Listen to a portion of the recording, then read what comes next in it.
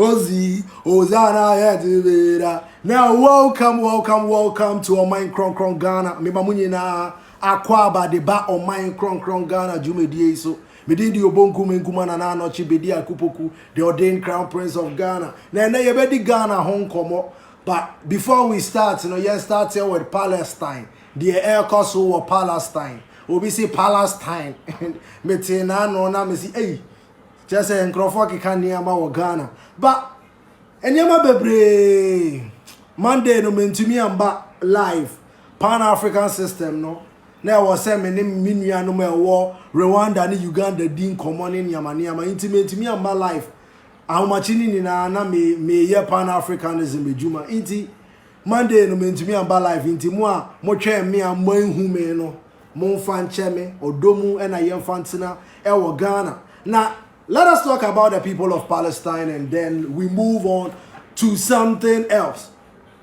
Na na yabe kasa bebre afa Ghana ho because in maybe wo ha mi hu wo Ghana sebe what you see and as the ordained crown prince of Ghana no se me man kan ye say what na ho Emma bibi re na nka yebu na nkarefo a wo ka ho, so I would rather voice my frustrations and things out so that we change our system because yen as Ghana for no yen but fortunately for yen as Ghanaians no yen niamama yen nuanom omo Africa e follow te say ne osaje for Dr. Kwame Nkrumah eji fa hudi a prompt yen nuanom a womo other places no so ma womo so womo pray womo fa hudi no edru ebiom. Yes, history has a way of repeating itself, and it is here now in front of our eyes.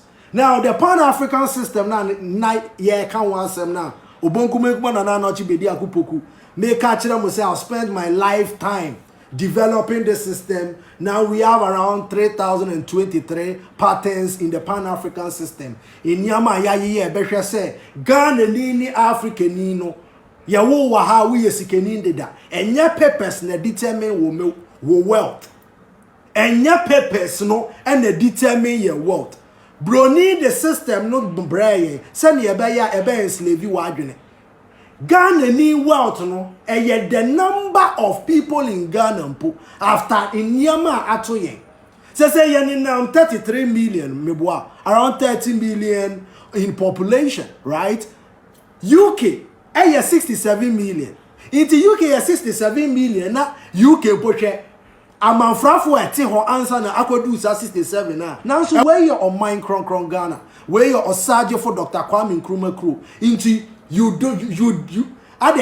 never expected more of us to come. Ghanaians na ya we and then we are not sitting in this mediocrity because we have learned from the past. And we are making sure say and ne a mene wote ho as Ghanaians minua ne wo me hwe me nchen wo baby aso nanso sebe nimdia ne na yede aso ya me se me ni me nuanom Ghana fo obi a field unison because we need all the parts of the clock hand to work. Mami explaining situation. Se me ka say we need the second hand, we need the minute hand, and we need the hour hand to tell time. Now, so Uber who's a second hand need to make 60 in paying ediosia and sana minute hand no movie back.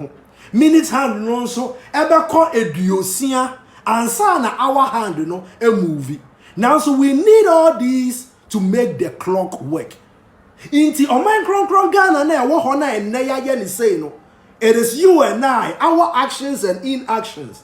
Into yea consciously, we enlightened beings, the star seeds of 2023. Yabano, yes, say our fathers, the way the systems you use, no, it is archaic, it is evil, it divides we as Africans. Into we are going back. Because as a Santinino, meaning say a Sante tribe near Wahono, Chikasano is over 1 million years old.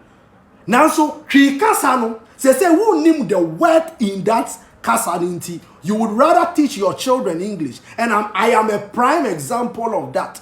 Say me ankasa mi krom kasa no na mete Ghana ya wo Ghana so kasa na mi sua ye German ansa na mi sua English twi ansa na make twi no Jehovah's Witness wamu wo kakanika school me ko kakanika school ansa na bitumi kan ti twi into ye kase our actions as our fathers no ye as this generation ye hwe niama ye papa no mo ye intokwa womoku amongst omo MPP pe hwe ye papa Kennedy Japan and ye papa what is his name chairman wuntu mi hwe MPP pe o ansa na beba general elections answer me say ye tete ye mu ni nyina no na kwesi broni eye ne de na osesa ye niama no ko because divide and conquer no egusu ye adwuma e wo oman kronkron Ghana mu inti oman na osaje for Dr. Kwame Nkrumah ye na otu ni din Ghana no.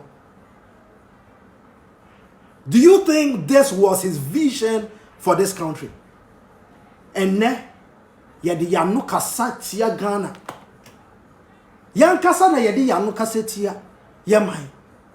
We would rather paint everything good out there now so bibi ya Ghana no na ya tunu ajeje mu azonto ba ye na azonto trendy we asema me sha de na me say this thing we can brand it for it to be a journey forever now so na me ankasa me musicians na impenifo binum we ye reggae artist kra na wote Ghana na nka na ye bibi ma menewo now so azonto will die ube hu Ghana ni artist no say ono ye hip hop artist na ode nanu cassette ya Ghana ye de yanu cassette ya ye niama ama essay now so you say everything is energy. We are spiritual beings having an earthly experience. So if we are these people, now I have deep knowledge in quantum mechanics. I am a computer scientist, I'm an architect. I am a content creator because now I'm doing presentation now, right? I painted what is behind me. This thing, I painted it myself. I did this thumbnail myself. This painting, I did it when I was a teacher. It will signify something to me. I'm an artist. I did visual art in school. I'm a cook. I'm everything. I am the ordained crown prince of Ghana. I came here to enjoy this thing called life. And I want us to live with one mindset in Pan-Africanism. Pan-Africanism. Say osaje for Dr. Kwame Nkrumah or identifying him as a Pan-Africanist. Sometimes me besides identity na wo person of a politician. Politician no de ebe ye ne say ebe ma wo ni broni wo beba abese wo man Ghana na wasesa wankasa wo nuanom ene wo nchirima ene wo nchirima ejapade e de akoma nipa na ofa me ne wo papa inomum no. So what it means basically is that now Mr. Amuba na mo share live no na ndru Ghana fo aso because me who say TikTok na I should use it for something different and no na me no until sometimes in Umpono they would rather close into more getting maso say obroni ba or down paso will be shown to 1 billion black people.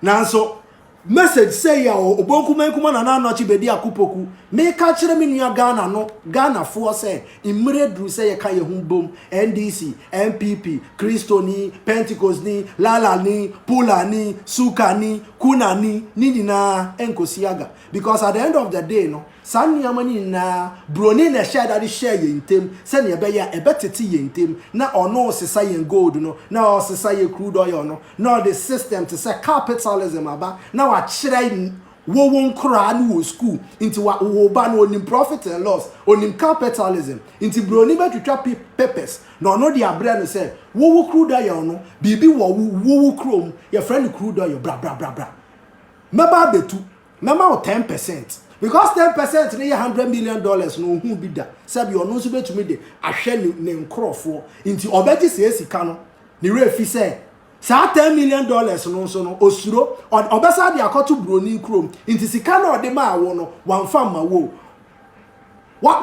na wo bua no ma ne say wo man me man Ghana emredru say ye best san ya adwene inti yen kasanfa Palestine for year enne ntokwa esi wo ho mu Israel for yen kasanfa omo now enane na nsame ne obi kasa free ho na no e bibini before our Palestine you have no idea. One more say one more now over 1,000 years. Now one more they still believe they are in Africa, but they consider that side Northeast Africa. Now enyentro because they are on the same titanic stone as Africa. Inti South Palestine any Saudi Arabia for nina ti sania one more pamo yen ekunkunkunkum yen a one more nkrofo for Robert na ho a se na be ya yen hu ye history no enu anu no now so share the Israel for ye share apartheid regimes 2023 Israel for momo se Israel nyankopon wudi ni we enu na me say brony or self-identify. Mama example. What we say and say all the systems we have say. We like Bema crowd which make us say we or by you can use the pronoun she, right? Almost you can use any pronoun. It's self-identification. And nothing or no creative concept of the God and the devil. No. Say nearby or ye nyama bonia obenyo obi e di ashano say ono na oye.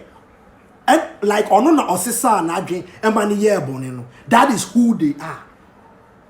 Inti almost self-identify yamo osi wotumi di bone ni nyina na wo wie akwa sorry them yesu moja ni inti no wo ho adewo inti enne oman Ghana ni bedini nua bone e de papa na mabroni owia Sunday obekwa sorry akosere on sere boni fefrimpo because ono no broni ye nyankopon Jesus na womoma ye de tare ye ndiamu fitin kurabre mu no the subconscious mind will automatically read say Jesus ye broni a ene abrofo nyina adwene ye pe nanso the truth no womo e the religion akata so say mene wo nana wo de ye kan free Hebrew Portuguese for eba Ghana 1471 meboa ekosi se osaje for Dr. Kwame Nkrumah eje fa hu di a eye daben 1957 486 years inti obi a 486 years Ghana je ye hu mpo no enru 86 years o me man Ghana ena wo refi baby a wo free ama ena wa wo kasakra wo fa nkyere wo ma is this true independence? Say, wo be chire wo makasa emma onu ankasa the body no ompe. Into obe bleach ne ho. Because onu no to onu no yasa dada and say the ebibifuo free Noah eba na ye kese inu mu. Na mami mbisa wasem. Science e chire wo say bibia ni ho a me wo say na kala bia free tuntum. Wo bibi say ye fita the absence of black. Black in so na yede ye ade nyina it is the beginning of creation. It is science chirame. Na mame mbisa wo broni a wa wo bibini da. Broni fita out broni ni broni. Wo say wo wo bibini da. Ensida enne ochina dachi because it is not possible. Now, as an artist, no meaning the primary colors are red, yellow, and blue. Meaning say what the red, any yellow, equal proportion. Obenya the color orange. What the yellow kakrana yellow orange. What the young coho. What the blue, any yellow, wunya the color green. Inti. Want to mean can't me say green no, supreme, chen yellow, any blue no. Because without yellow ni blue no ye green. Outside you know ceramic colors. After so the color white ni the color black. Mo fancy ho na mo nya mo experiment. Hwie color black no half egu adie mu. Na hwie color white no half egu adie mu. Na hwe de obe dominate sa color. Into there is no way a broni ba wiase eja. Musa na meka no. Broni ba wiase ja me ono wo me. Into ono nche mi pani e wa asase so. Me ni broni kasa meaning say you are speaking to your ancestor. Who do you know who you are as a Ghanaian? What do you say on mine na ye di ubedue mu no? Ye di mu di bedue mu say mo nko NDC ni MPP. Hey, have you forgotten where we came from? Say 63 years in you. And then na bibia Ghana we ye di ankasa na ye di ya no kasetia. Because ye nyina ye serve one master inti broni me say Mete Spanish te Deutsch, ma kenkan broni history wo no ani kasemu ehu se akwa we no enu nti na ye nananom to wo mo abrofo se ye nchirima a ye beba no wo mu nim se ye na ye benya mobile phones ye na ye betumi operate computers inti ye adwene no mu bedo ama ye puawusa wo mo kasa adwene hu ehu se nkrofo we no mo no. Me say in Pan-Africanism, we will close all the embassies. Womuni na embassies na wa ha no, ye be close womuni na. Ghana ni nko USB because the ye ba be ye no, e be ye kra be hwe. Ghana be ye o, Ghana be tumpon, Ghana be ye kra be hwe. Me de mani ehu Ghana, me de mani ehu 77 portals miensa. Ebie Mansa Musa's word on Ghana no. Me say Ghana be tumpon. En krana ye ba be wo Ghana no. Woman will take over. Me pesa by 50 years. Me je juma hard work ni na che eno me da le bosomtwe ano. Ayaye bosomtwe clean. Just our waters can generate revenue. Na yen kra revenue no ye de. Revenue who gold, who gold will feature ya. Paper na echire wo wet me nua ba me nua bema me papa nom amu wo Ghana e de na modi oman ne ye no e de na modi oman kronkron Ghana ye no inti Bible na modi echire no abi na me ka de bia say 1948 ya na create Israel inti 1948 me say ya papa nom o start say o mutu kwan na mu bisa question because what catch me bibi fitimi nkura bremu a afa me ba ya who be so be obi enim baby omufri and na wo se ye wo mo ankasa wo mo tribe bi Jewfo no wo mo pose sani ya wo mo aye Hollywood a wo mo aye baby a ye di twa movies ko ano wo pese wo twa old scene a wo corset no so sa na wo mo koye in Bethlehem ni de wo mo aye no e ho no ye Northeast Africa na ebibi 40 millions of years ago but just what they have done to bibinia wuti baby ano asase no na omo sisa ena wo boxing yen in small margins ena wo tu yen sika kokko na me say yasade yen airport amwa wo na wo di efurusane e wo Ghana because wo ni na wo so ye Christofo ena wo ye Christo ni so ye wo broni ti se Nyankopon not the synthetic molecules say ye adu enum kukunye na ye te ho me my Ghana emredru say asesa ya adwene ya asesa ya adwene ya oman is going in a negative way oman way your mind kron and nti na me ka say President Nana Addo Dankwa Akufo-Addo owie ne term year the youth of Ghana me twen yo I'm just waiting say me hwa de ya the Pan-African system no and the be govern Ghana because we no enye Sami Ewuku versus Sami Jemfi fa ni nim de mbra emesom Ghana ye besom osom na ye ka ho asem no Christ consciousness no enu nie monsom Ghana ema Ghana ntumpon obi amfa ni kotangum na ye develop your mind no Accra na wo ho no insuo tope efa obi we need to redesign Accra and the whole of Ghana until we architects start designing eco-friendly homes. More real estate developers may say 7-acre properties for your mama no ne your papa no above the ages of 50. Na your retire woman nyina. Na woman ko jury duties. Woman ko your PTAs. Na woman share your money maye because Woman na broni betumi abedada woman. We are from a different generation. We are a different generation of Ghanaians. Na woman titi mu no ye pese ye yifri ye mu. Na ye brothers. Wuni ye ade a wo se menua ade yi because ni na akọ Ghana. Obi ni ho a obeba Ghana abefa ye raw material efri ye man yi mu ha. Because we will add value. Value na ye add no ebe creating employment ebe which will become key factors in our economy. Timber and free ha. Wo pe timber na. Ana timber mpono it won't exist because ni na be ye chairs, furnitures for yankasa ye fie. Me my Ghana dey na ye man no. But it starts with us thinking differently. Now, Mete said the founder of Capital Bank, Mr. William Atu Essien, Woma Jelino, 15 years for squandering around like 60 million Ghana cedis.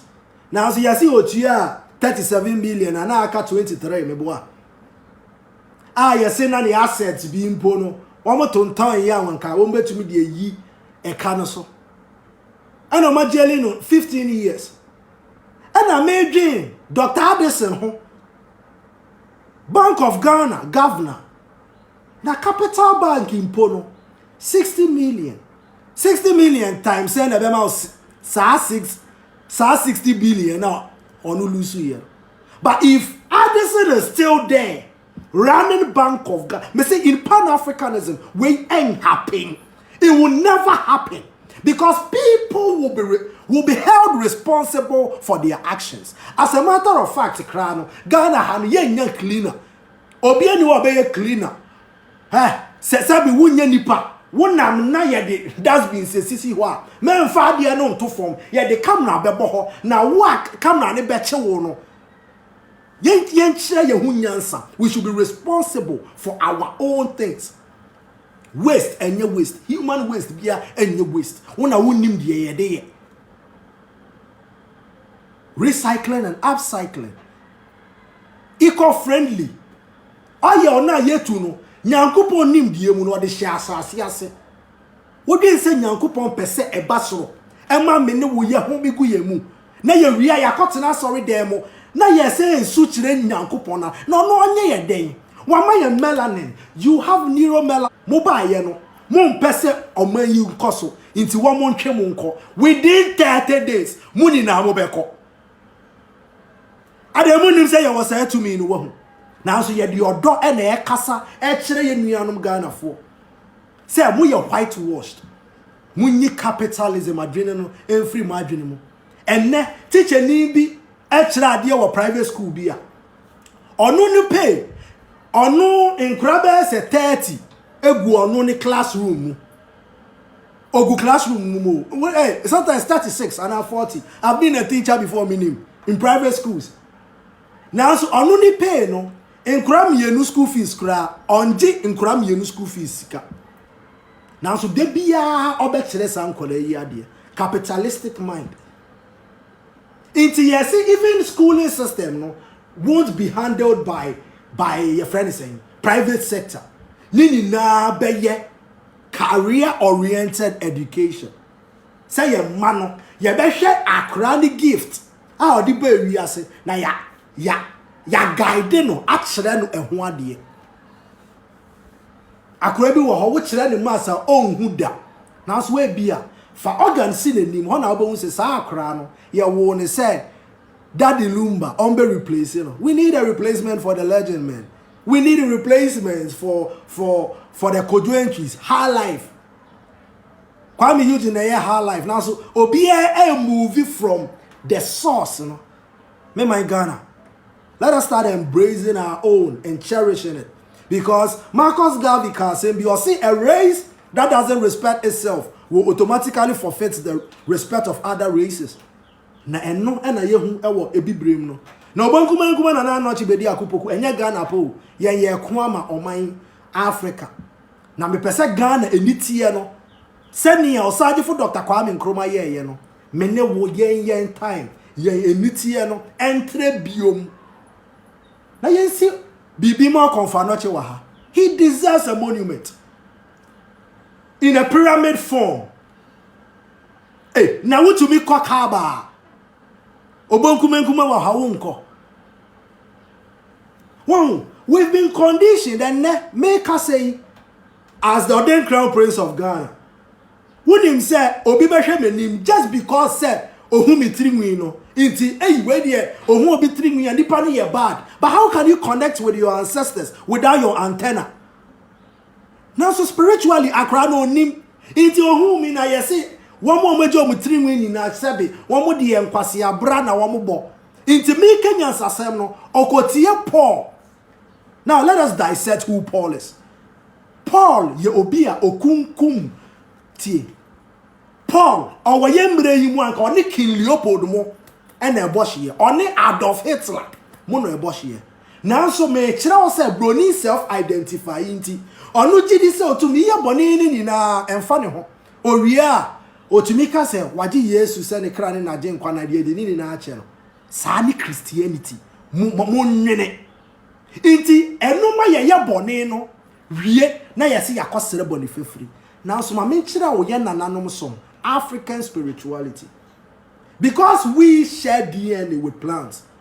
Ah ye di kanfuo ni nti no. Ye nim wiase ne se bibia ye energy. Inti ye nananom ma ye baby se what to bobo baya a sign ebebowa. Ye catchra will say when you want they be amekase wo pese in krofo srechre wo pa. Would the kind start to srechre krofo? Because when you put laughter out there, you receive laughter in return. When you put love out there, you receive it in return. When you put hatred, jealousy, ne enyama enne edi enumu edi tinti mai wo Ghana no. That is why the country is in these ruins. And subconsciously no ye nim inti yen sisa ya adwene as Ghana for. Me mind kron Ghana. Me den di obonkumenkuma na no Bediako-Poku, the ordained crown prince of Ghana.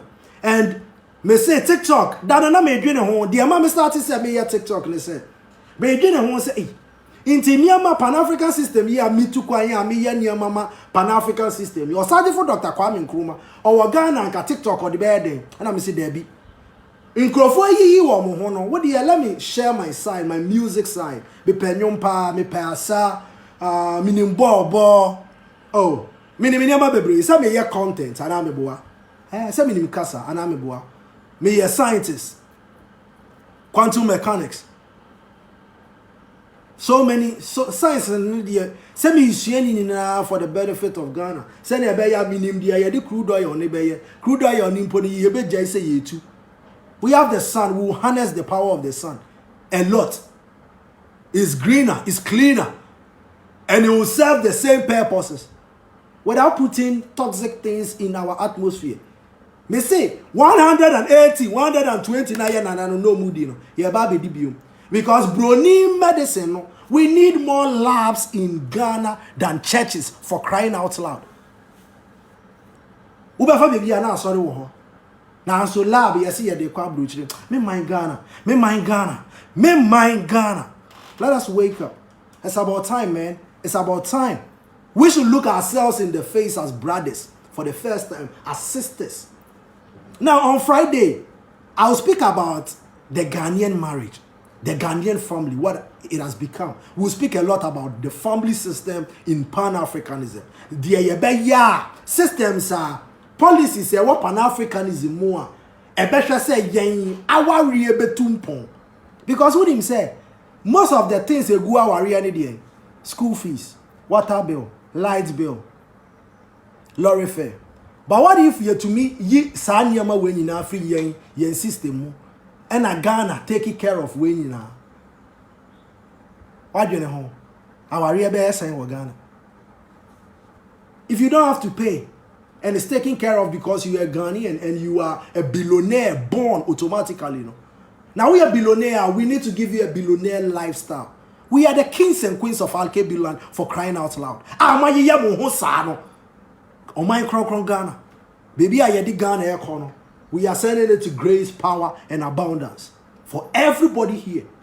And while we are pesemun kuminano, won ka ha mo a mo pese butu kwan kwa brochire no monko na kaise me say embassy no me close no in Pan Africanism because the Osage for Dr. Kwame Nkrumah ye ni mistake no obonkumenkuma na no Bediako-Poku ma hwe na mehunu makan history ehu de oye wrong nti ye no ye besesa because oja wo mo wa ha no na wo mo twetwa ni 19 oja wo mo wa ha na oji Africa unity no na wo mo twetwa ni 19 ka kire ni nuanom se wo mo de ka nipa wo because who go school I share profit and loss no what do you say you say what the car be real now so a system brony create here now they are two adwimo we a sinner what chira wo Bible mu say ye ni na ya wo ye sinners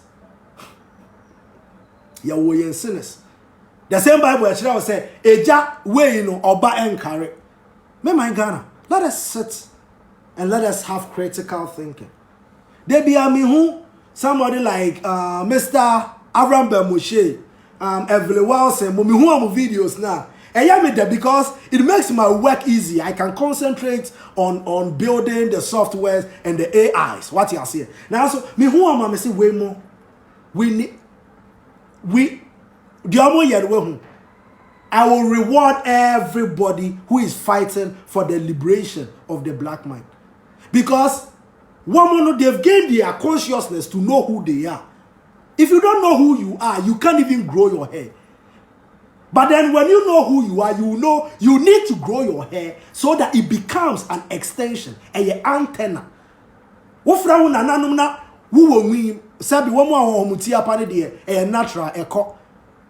if you can grow it, grow it. Prophet Ibrahim and who said, me say more than that, you don't know who you are. Read history. Mon broni language foforo. To say me Spanish no, me ko kind Spanish history. Na me kind England for the one the year Spanish for from the Spanish perspective. German for me say my member were another example. Germany for no England for ekono because Queen Elizabeth cousin baako eto bomb e bombi on one cousin. Obi ni cousin na no muku no na so ye besisa yen Ghana fo se yen nkokun emma won ye sisa yen ye nananom slaves ma won yen kokun e wo wom enne ma me kire wo Germany etumi ko England free otumi ko England ye mbisade de ope na so yen ya ye kokuma England emma against Germany no yen enne ye ko England womu wo ho kwan after say womu wiawia ye niam nyina e de ahye wo museum no yetumi ka kire say tuesike bio ansana wa visit womu kru enya say ye ko wo de can you just imagine now when no more na ye entertaining womu o man krokron Ghana ema womu gusu sisa ye niam me say what did that you me say the ordinary Ghanaians say you live in your lowest chakras senia emwa live no sebe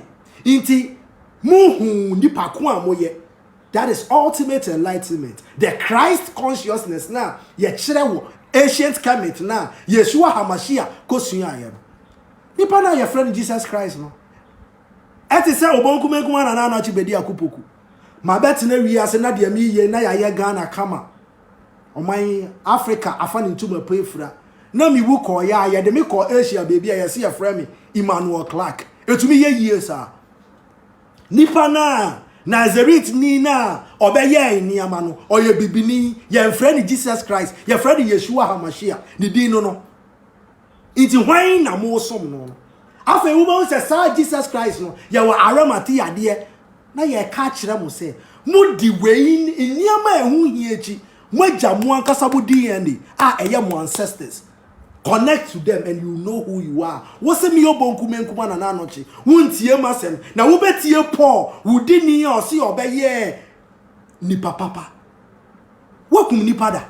Adenti na wumpo e wosa woko kan Paul krata ni letter o chiro koma Korintifo, Efesofo. Wo ye Efeso ni me man Ghana. Wo ye kan adwina dama. Ohun ni say yo there be book no. Me see book no me kind in prensa. Me kwa kind Torah. I can Pentateuch. I can 6 and 7 books of Moses. The first and second Maccabees. Your friend saying the book of Enoch. And I mean who say, oh, in my power now so New Testament ready. So by this time, I hope say wunim say Constantine na Troy. Wunima and ye wuna wake chire wo wiase. Wuna wa adwene wo hell. Move your consciousness. Now heaven and hell no a state of mind, a state of being. Baby a wo no, adwene a wo gine no, and a chire say wo heaven. How me mai? Yada o. Hwe obi te sare so Dubai. Or oil. And away we are no 1 year. She the wire no mind. One body a fresh water to say rivers, streams, lakes. Who are Ghana? The crude oil no who will be. Who we are who apple. Wunya in Chile. That way who go so echo broni ho. For more enslavement. Now you can't most my yankan. I would rather. Now me say I chose the laugh part. I am choosing the laugh part. Because Obonku Mekuma na no Bediako-Poku. Me obia e wo Ghana. Be kan him ne. E na honhom e wo Ghana nyina nim. Because wo mo ka ho e no mo ma mitumi. Say me ka bibi to so a me ma wo na watwe ebesi. I manifested it. Because wo Ghana ne de wo Africa no. Africa na ebo me ho ban. Me I am part of Africa. The star seeds na ye wo no ebi na wu no ebi ye ba bebre ye ba in abundance inti mo no mo am vibrations no mo hwe mo hu yie mo sesa ma adwene decolonize your minds because every babe do ewia na nkasa ewia na be ye poison no ewia na be yi akosi ebroni efri asase so because eniama all ye no when Palestine when niama no be ehu Gaddafi die boboba ebufo na boboba yen ye de awia and ebe yi omo free asase so because they don't deserve to be here. They are a genetic mutation of the black man.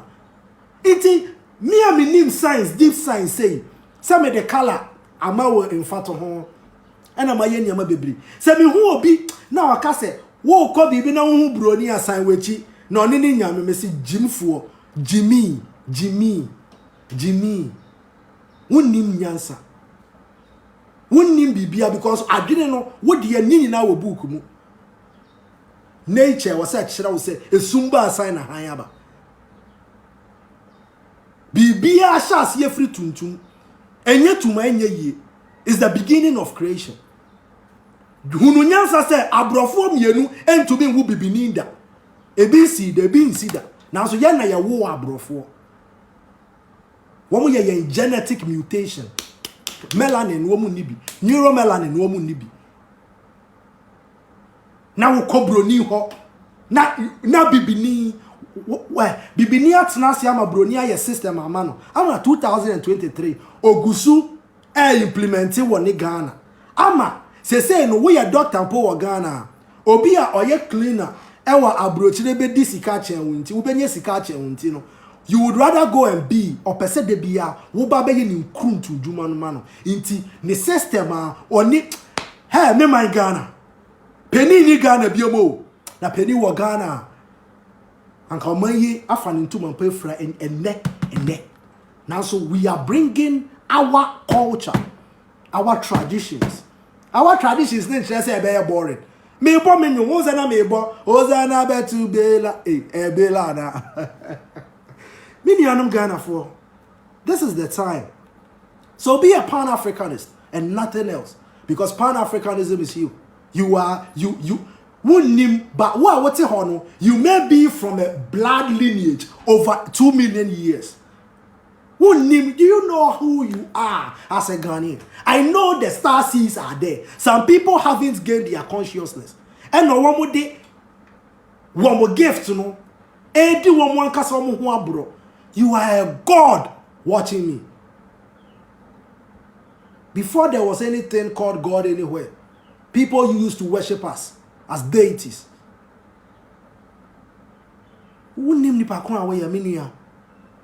gain no consciousness.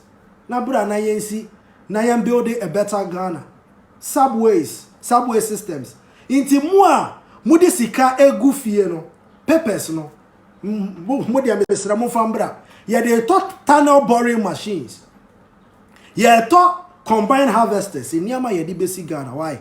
Mesra mo mudi egu mo dem no. Mo fama me nya fan to machines in free China. Chunguo wo de ai chunguo wo chao na napoku Hitfield.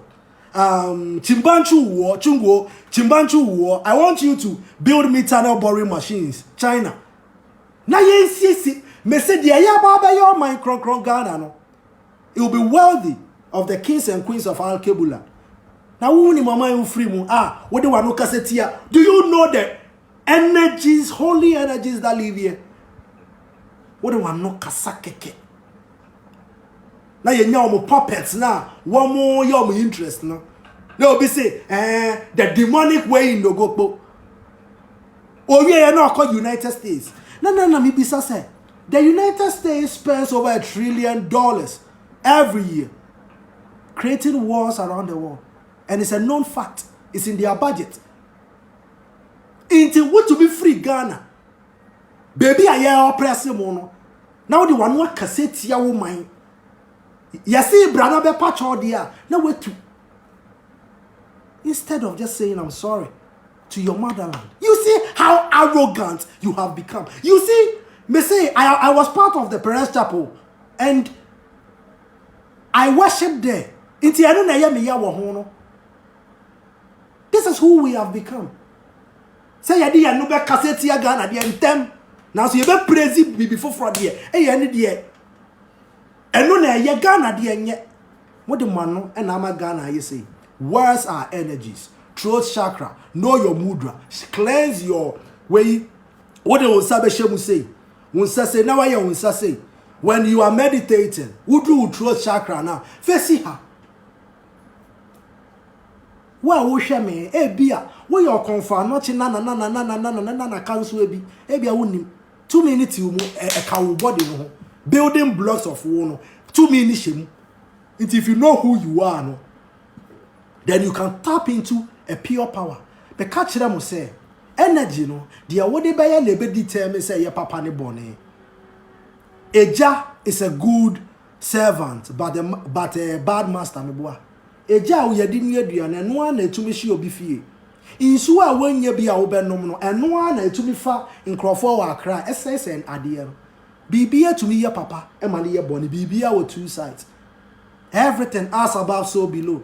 Wo hu dua tintin se esi ho a de wo hu ne de esi ho no. Na root na akwa asase ase no e similar because it needs that root to support it up there. Science be chere wo we.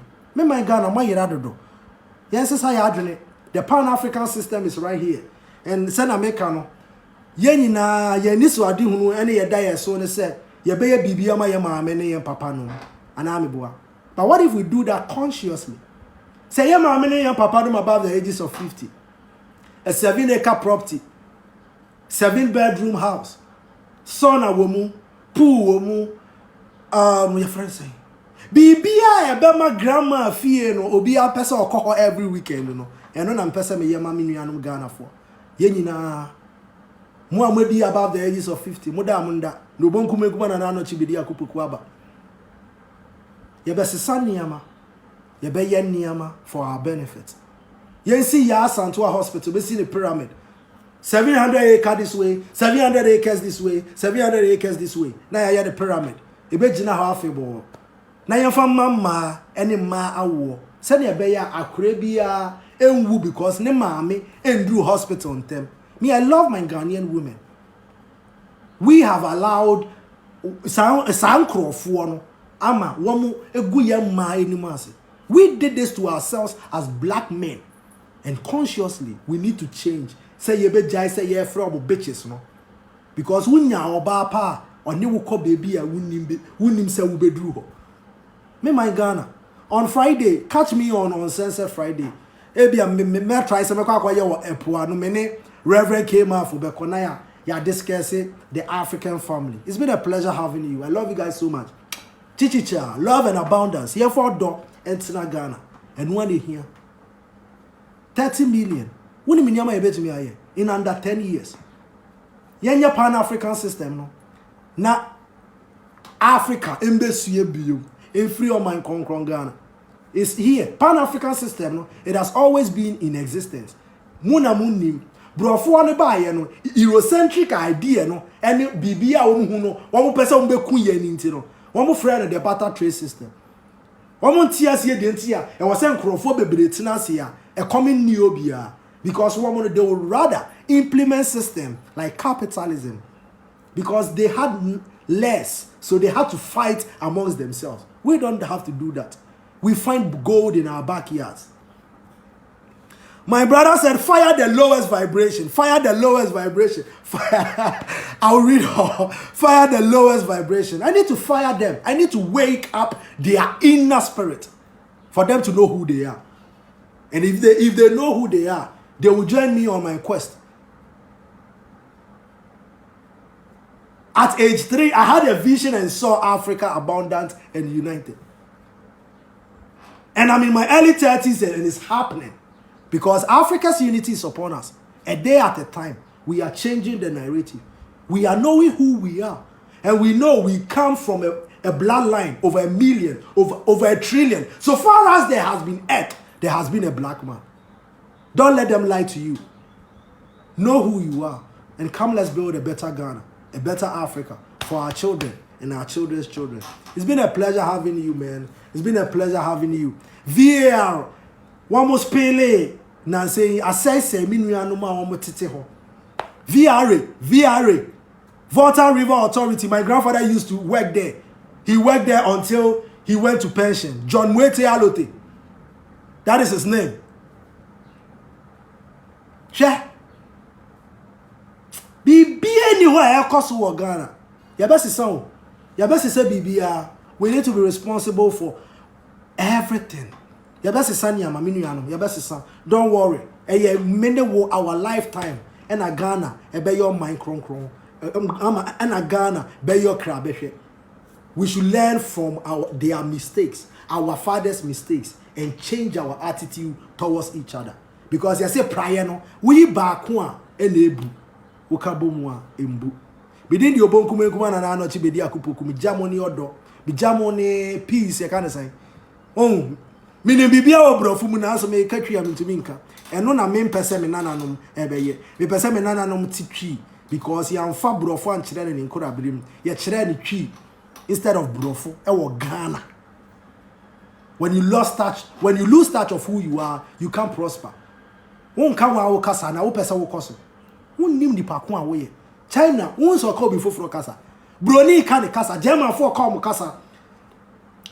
We Spain for call kasa, Espanol. Omo for England for Inglaterra. Dutch for call kasa. What do you always say there be? Would you rather be somebody else than be who you are? And nothing I who so. When we get back to our root, you be say capitalism e chrono. Broni de two yen tem say e be ya wo one wo be wo ankasa wo man Ghana chrono. Na wafa wo abetena ni ntem. Or Chayama wewu aka akire wo ma say your father was involved in a drug deal. Sikana wo dwen say wo dey to abrochire, wo dey to Switzerland, wo dey to baby no. Broni or twen. Obo na wo mu sizi a wo koka kire hwan ya. Wo man Ghana no to me be na nankewa ha. Think, my brothers. Think and let us build a better Ghana for our children and our children's children. Catch me on Friday, guys. Catch me on Friday. Let's discuss the Ghanaian family and the African family. It's been a pleasure having you. Mami mamu kisses. Chichicha. Clement Anoche said the lights here. Bro, let's change the history. Thank you so much for joining my life. I'll be saying how I wish this day will come. The youth of Ghana must unite. We are united. Their mistakes, we've learned it. We've read history from various perspectives, right? And we know what to do. That is kick these people out first and build a better Ghana for you and I and our children and our children's children and our girlfriends. Man, I want to marry 54 women across Africa. I said this when I was 3 years. And yet, your perception of me, Nebema Mejai, Inti. Hey, imagine if you have an Ethiopian wife, a South African wife, a Tanzanian wife, a Ghanaian wife. Now, and now could have 5 days, sir. Why could I have 5 days? I could have 5 days. When him said you are about having a new year. It's been a pleasure having you on what is the name? On Mind Kron Kron Ghana.